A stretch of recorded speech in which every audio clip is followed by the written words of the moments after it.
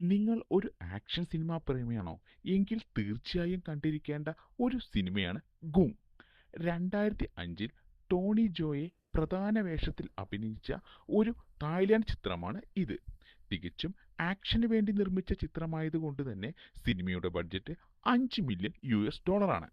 Box office collection $27 million ലഭിച്ചു. ഈ cinema നിങ്ങൾ കണ്ടവരാണെങ്കിൽ സിനിമയെക്കുറിച്ചുള്ള അഭിപ്രായങ്ങൾ കമന്റ് ബോക്സിൽ രേഖപ്പെടുത്തുക. ഈ സിനിമ നിങ്ങൾ കണ്ടിട്ടില്ലെങ്കിൽ തീർച്ചയായും കാണുക. സിനിമയുടെ ലിങ്ക് ഡിസ്ക്രിപ്ഷൻ ബോക്സിൽ നൽകിയിട്ടുണ്ട്. വീഡിയോ ആദ്യമായാണ് കാണുന്നതെങ്കിൽ ഈ ചാനൽ സബ്സ്ക്രൈബ് ചെയ്യുക.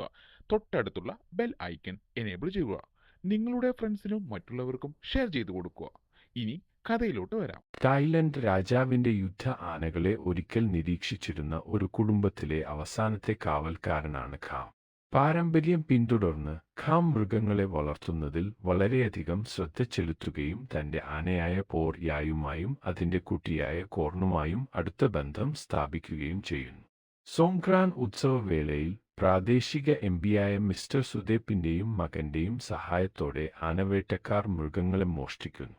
ഖാം മിസ്റ്റർ സുദേപ്പിന്റെ വീട് റെയ്ഡ് ചെയ്യുകയും വേട്ടക്കാരെ മർദ്ദിക്കുകയും ചെയ്യുന്നു. എന്നിരുന്നാലും ആനകൾ ഇപ്പോൾ ഓസ്ട്രേലിയയിലെ സിഡ്നിയിൽ ടോം യം ഗൂങ് ഒട്ടോബ് എന്ന തായ് റെസ്റ്റോറന്റ് നടത്തുന്ന വിയറ്റ്നാമീസ് ഗുണ്ടാസംഘമായ ജോണിയുടെ കൈകളിലാണ്. ഖാം സിഡ്നിയിൽ എത്തുകയും ഉടൻ തന്നെ ഒരു കള്ളൻ ബന്ദിയാക്കുകയും ചെയ്യുന്നു. സിഡ്നിയിലെ പോലീസ് ഓഫീസർമാരായ മാർക്കും പങ്കാളി റിക്കും കള്ളനെ വളയുന്നു. അയാൾ ഖാമിനെ തോക്കിനു മുനയിൽ നിർത്തുന്നു.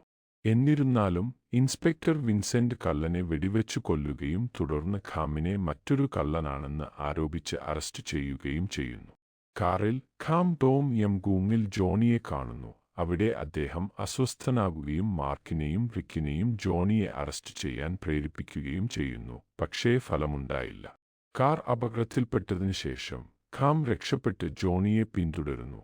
അയാൾ ഓടിപ്പോകുന്നു. തന്റെ സഹായികളുമായി പോരാടാൻ നിർബന്ധിതനാകുന്നു. ഖാം ഒരു സഹായിയെ ജോണിയുടെ ഒളിത്താവളത്തിലേക്ക് കൊണ്ടുപോകാൻ നിർബന്ധിക്കുന്നു.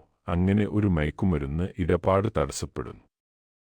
ഇതിൽ പ്രകോപിതനായ ജോണി ഖാമിനെതിരെ പോരാടാൻ തീവ്ര കായിക പ്രേമികളെ വിളിക്കുന്നു. കൊള്ളക്കാരെ പരാജയപ്പെടുത്തിയ ശേഷം ഖാം ഒരു ഇടവഴിയിൽ ഉറങ്ങുന്നു. ജോണിയെ നേരിടുന്നതിനിടെ ഖാം കണ്ടുമുട്ടിയ വേശ്യയായ പ്ല അവനെ തന്റെ അപ്പാർട്ട്മെന്റിലേക്ക് കൊണ്ടുവരുന്നു.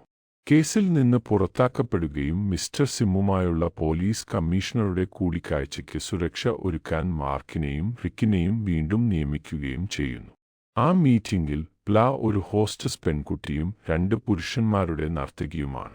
വിൻസെന്റ് നിയമിച്ച ഒരാൾ മിസ്റ്റർ സിമ്മിനെയും പോലീസ് കമ്മീഷണറെയും കൊലപ്പെടുത്തുന്നു. എന്നിരുന്നാലും കൊലപാതകം കമ്മീഷണറുടെ ക്യാമറയിൽ പതിഞ്ഞിരിക്കുന്നു. വിൻസെന്റ് റിക്കിനെ കൊല്ലുകയും മാർക്കിനെ കുറ്റപ്പെടുത്തുകയും ചെയ്യുന്നു. പിന്നീട് അയാൾ പിടിക്കപ്പെടുന്നു.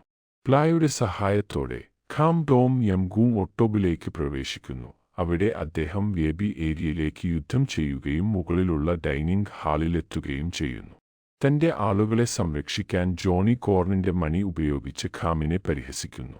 കോപാകുലനായ ഖാം തന്റെ എതിരാളികളെ മർദ്ദിക്കുകയും സംഭരണശാലയിലേക്ക് പ്രവേശിക്കുകയും ചെയ്യുന്നു. അവിടെ കശാപ്പ് ചെയ്യാനും തിന്നാനും തയ്യാറായ വിവിധ വിദേശ മൃഗങ്ങൾ അടങ്ങിയിരിക്കുന്നു. പോലീസ് എത്തുന്നതിന് മിനിറ്റുകൾക്ക് മുമ്പ് ഖാം മാർക്കിനെയും കോർണിനെയും കണ്ടെത്തി മോചിപ്പിക്കുന്നു. വിൻസെന്റ് ഒരു ബുദ്ധമത വിഹാരത്തിൽ ഒളിച്ചിരിക്കുന്ന ഖാമിനെയും മാർക്കിനെയും തിരയുന്നു. അവർ പോയ ഉടൻ തന്നെ വിൻസെന്റും കൂട്ടരും ആശ്രമത്തിന് തീയിടുന്നു. ക്ഷേത്രവും അതിലെ നിവാസികളും അപകടത്തിലാകുമെന്ന് വിശ്വസിച്ച് മാർക്കും ഖാമും മടങ്ങാൻ തീരുമാനിക്കുന്നു. അവിടെ എത്തിയ ശേഷം ഖാമിന് 3 കൊലയാളികൾ നേരിടേണ്ടി വരുന്നു. ഒരു കൊടും കപ്പോയിറിസ്റ്റ്, വാൾ ഉപയോഗിക്കുന്ന വുഷു വിദഗ്ധൻ, ഒരു ഭീമൻ ഗുസ്തിക്കാരൻ ടി.കെ. എന്നിങ്ങനെ. ഖാം ആദ്യ 2 പേരെയും പരാജയപ്പെടുത്തുന്നു. പക്ഷേ ടി.കെ. അദ്ദേഹത്തിന് വളരെ ശക്തനാണെന്ന് തെളിയിക്കുന്നു.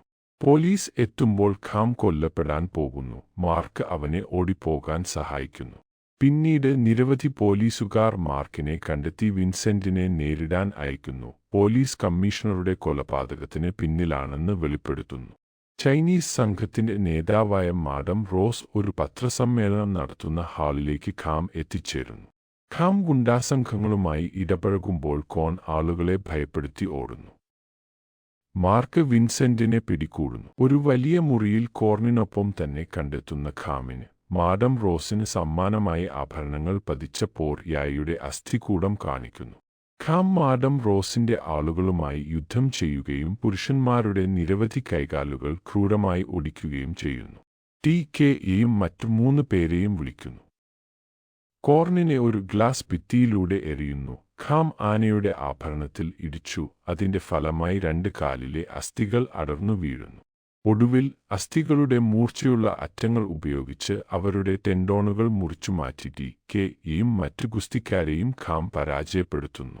അവിടെ വെച്ച് മാഡം റോസ് ഒരു ഹെലികോപ്റ്ററിൽ രക്ഷപ്പെടുന്നതിന് മുമ്പ് അയാൾ തടയുന്നു.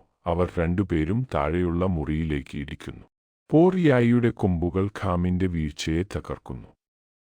ഒടുവിൽ ഇൻസ്പെക്ടർ ലാമണ്ട് മാർക്കിനോട് ക്ഷമിക്കുന്നു.